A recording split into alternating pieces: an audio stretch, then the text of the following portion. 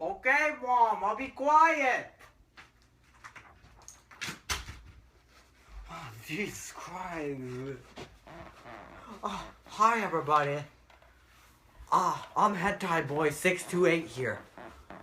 I have to be quiet because my mom is downstairs sleeping.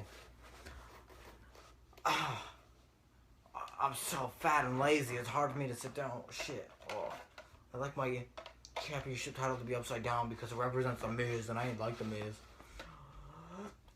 This is my review of Backlash 2016. It was SmackDown's brand exclusive pay-per-view.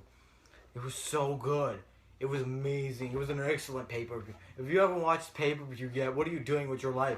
You must not be a real wrestling fan. I don't know what you're doing with your life if you haven't seen this pay-per-view yet. It was such a good pay-per-view. I don't know what to say about it. It was just off the charts, man. Dolph Ziggler, The Miz, AJ Styles, Dean Ambrose. All my favorites in one place at the same time. It was so much for me to handle. So the night started off with Shane McMahon and Daniel Bryan. They came out to the ring and they said they were doing this for us fans, which I appreciated because they are the ones that care about us. Vince doesn't care about us. Vince doesn't give a shit what we think. Shane and Daniel, they care about me. They care about what I want. They care about the wrestling I want to see on my program. They've always been on my back, and I've been a Daniel Bryan fan since day one. I'm so happy to see these guys run SmackDown Live, the best show on the WWE as today. So then Shane said we're going to open up the show with the women's match. And oh my God, the work rate shown in this match, amazing.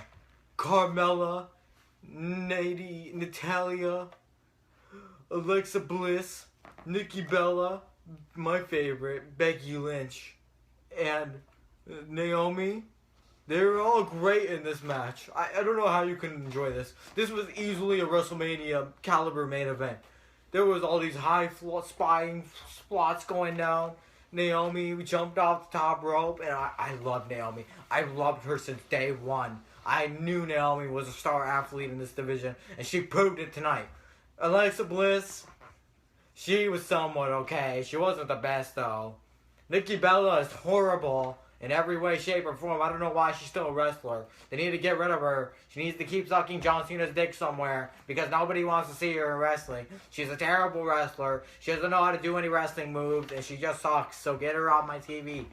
Becky Lynch is amazing, every way, shape, or form.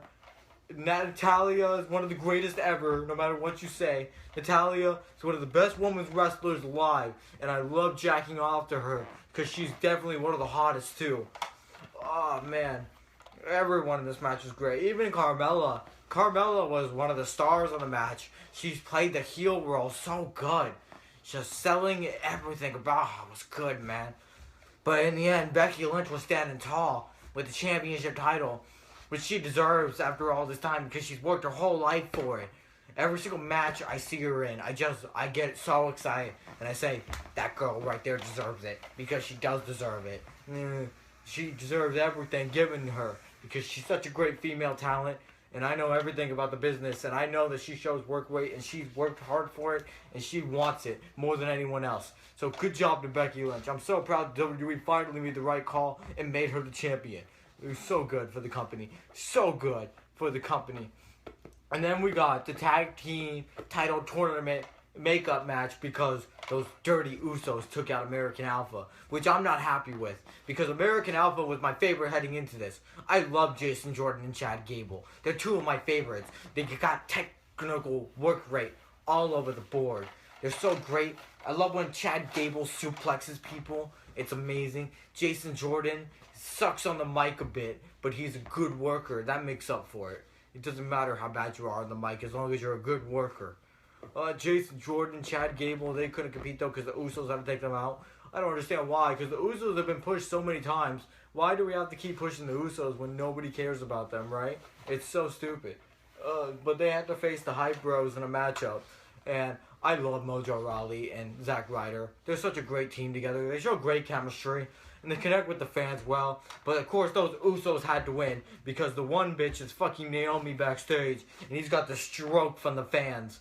So whatever. They're heels now. So nobody should like them anymore.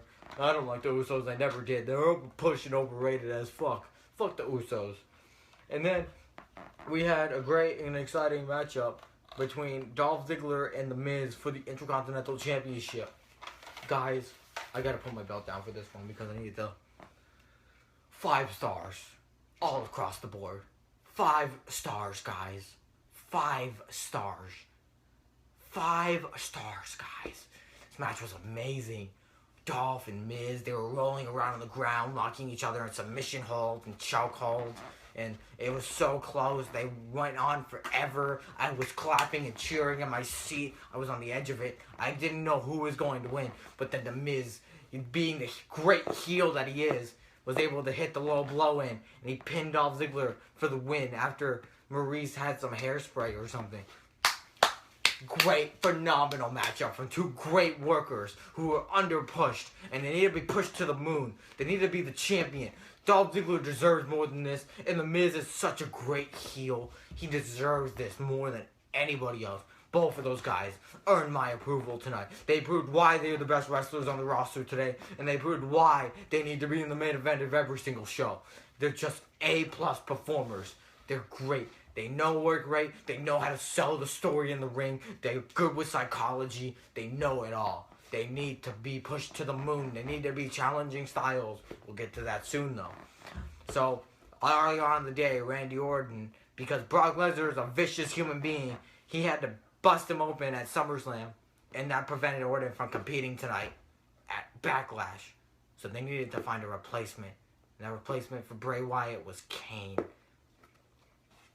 Guys, no. This was terrible. This was absolute shit, guys.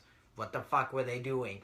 Kane and Bray Wyatt, nobody gives a fuck about either of them. They're both fat fucks, and I don't like fat fucks on my TV screen. I like to see little indie midget jobbers because they're the best. And I know the idiots out there think that's all they're good for, but they're some of the best workers in the business today, and they really deserve to be pushed more than they already are now. Bray Wyatt and Kane, nobody cares about them. They don't sell a story in the ring. And it was no holds barred. That tells you they had to throw a stipulation in because they knew they weren't good workers. Being hardcore isn't everything these days, sadly. They need to get over themselves. So then Randy Orton came out and he RKO'd Bray Wyatt, so Kane won, and digging Bray Wyatt even further into the ground. I don't understand why they do this, because Bray Wyatt's got the potential to be such an A-plus player, but they keep burying him. First there was Cena, then it was Taker, and now it's Kane. Why? Why are you doing this? I don't understand. Randy Orton does not deserve to be pushed here in 2016. Nor does Kane. Kane needs to retire. Bray Wyatt should be the future of this company, no matter what anybody says. Bray Wyatt's a legend in the making. He deserves this. He's worked his whole life for it. He's been Husky Harris in NXT, and he was great in NXT too. He was great in the Nexus. Everywhere he goes, he's an A-plus performer. His mic skills, God, they get me every time. And then we had the very exciting Tag Team Title Tournament Finals between Heath Slater, Rhino, and the Usos. I've been loving this Heath Slater storyline. It's so great. It's so magnificent. Rhino, nobody gives a fuck about Rhino in 2016, but Heath Slater is making him relevant with the storyline. I love the storyline of Heath Slater having to fight for the contract, and he brings his family to the shows because he has to pay for his kids, and his wife's a redneck. It's funny. It's hilarious. It makes me enjoy this product. And so, they won the tag team titles in the tournament thing by beating the Usos. And then the Usos don't deserve this anyway, so I'm glad they lost. Heath Slater's fought his whole life to be SmackDown Tag Team Champion, and so is Rhino. They deserve this more than anyone. And the crowd chanted, "You deserve it," and I was clapping because Heath does deserve it. Heath deserves every moment that he gets in that ring. Rhino needs to kind of retire at this point, but as long as he's with Heath Slater, I'm fine with it. And then we had the very exciting main event. It was AJ Styles and Dean Ambrose, 2 of my favorite wrestlers of all times, going at it in the main event on this program. And all I can say is, wow, golly geez, guys. This match was a classic.